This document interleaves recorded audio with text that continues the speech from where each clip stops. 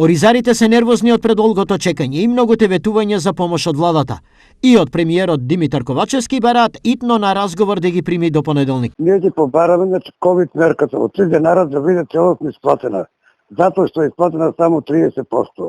Значи, оризопроизводителите беа буквално измамени од претходниот премиер и претходниот министер за земјоделие. Доколку и овој пат нивните очекувања бидат изневерени, тие итно ќе се организираат и наредната недела ќе ја започнат со протести. Колку не биеме удостоени и премиерот не прими или министерот за земјоделие, ние ќе го блокираме патот Штип-Кочани во Облешево.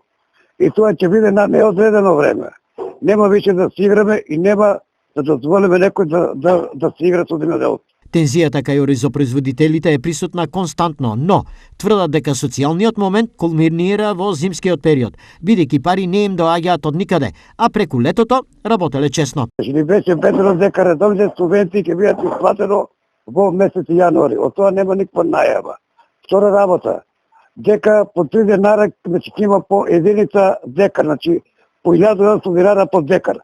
Субвенциите, редовните субвенции по 2500. Од тоа нема никаква најава се исплатат. Еве ѓубревот се покачени, што значи производството на пролет нема да ги сееме оризите. Од друга страна, во врска со најновите закани со протести од кабинетот на премиерот изјавија: До овој момент писмено барање за средба со министерот Николовски од страна на оризопроизводителите нема пристигнато.